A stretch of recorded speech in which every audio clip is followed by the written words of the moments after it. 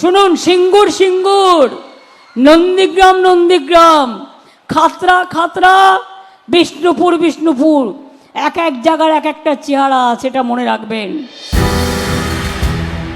সন্দেশখালী প্রসঙ্গে সিঙ্গুর নন্দীগ্রামের কথা তাহলে এবার বলেই ফেললেন মুখ্যমন্ত্রী মমতা বন্দ্যোপাধ্যায়। বাংলা জুড়ে যে আওয়াজ উঠছে তাকে তাহলে চিন্তায় ফেলেছে খোদ তৃণমূল কংগ্রেস নেত্রীকে। যে আন্দোলন করে বাম জমানার অবসান ঘটিয়েছিলেন তিনি, এবার তার পুনরাবৃত্তি দেখতে পাচ্ছেন। সন্দেশখালীর মধ্যে দেখছেন সিঁদুরে মেঘ।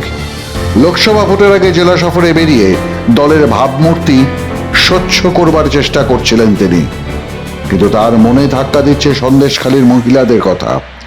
সিঙ্গুর আন্দোলন কেন্দ্রীভূত হয়েছিল টাটাদের কারখানাকে ঘিরে। নন্দীগ্রামেও ছিল নির্দিষ্ট এলাকা, কিন্তু সন্দেশখালীর বিশাল প্রান্তর জুড়ে শুধুই অত্যাচারের কাহিনী। এতদিন যা চাপা দেওয়া ছিল, শাহজাহান পর্ব সামনে আসতেই প্যান্ডোরার বাক্সের মতো চারিদিকে তা ছড়িয়ে পড়েছে। প্রতিদিনই রাস্তায় বেরোচ্ছেন বিভিন্ন বয়সের মহিলারা।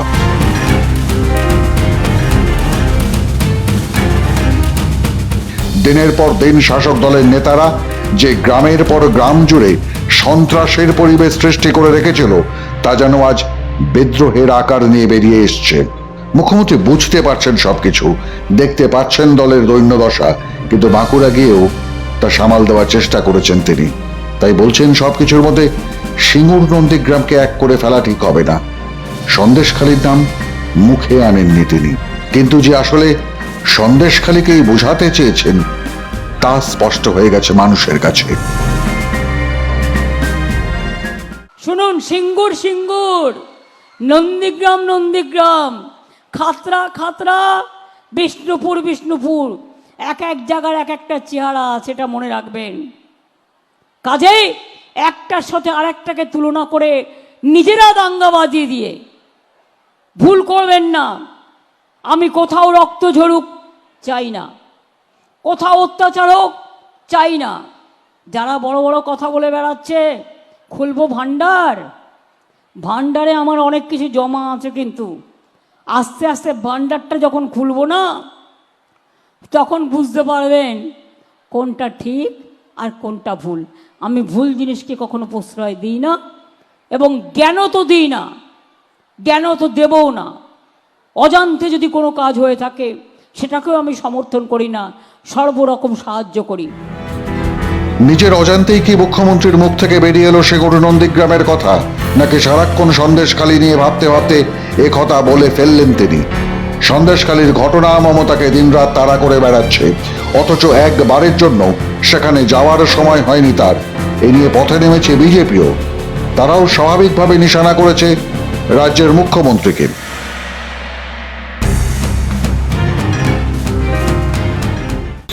আজ সবাই ওখানে পুলিশকে, ডিজিকে পর্যন্ত স্বীকার করছে না, নেতা এমএলএদের তাড়া করছে। মুখ্যমন্ত্রীকে জবাব দেওয়া উচিত। মুখ্যমন্ত্রী দিদি নম্বর 1 হয়ে শুটিং করতে পারছেন, কিন্তু যেখানে হাহাকার করছেন ধর্ষিতা মহিলারা, সেখানে গিয়ে কথা শুনতে পাচ্ছেন না। তিনি চলে গেছেন জঙ্গলমহল। সমস্যা হয়েছে সন্দেশখালীতে, সাগরে, সুন্দরবনে, তুই চলেছে জঙ্গলমহল। জঙ্গলমহলের মহিলারা এখনো ঝাড়ু তোলেননি, তারপরে থেকে দার্জিলিং যাবেন। বিরোধী থেকে সমাজের বিশিষ্ট মানুষ সকলের মুখেই এখন সন্দেশখালী। সকলেই চাইছে ঘটনার বিহিত, কিন্তু মুখ্যমন্ত্রী বলছেন এসব কথায় কান না দিতে। সবকিছুর পিছনেই ষড়যন্ত্র দেখছেন তিনি, তাই বাঁকুড়া গিয়েও তাকে এসব কথা বলতে হচ্ছে। কিন্তু এভাবে কি মানুষের স্বতঃস্ফূর্ত আন্দোলনকে থামাতে পারবেন তিনি? আপনি কি বলেন? কমেন্টে জানান।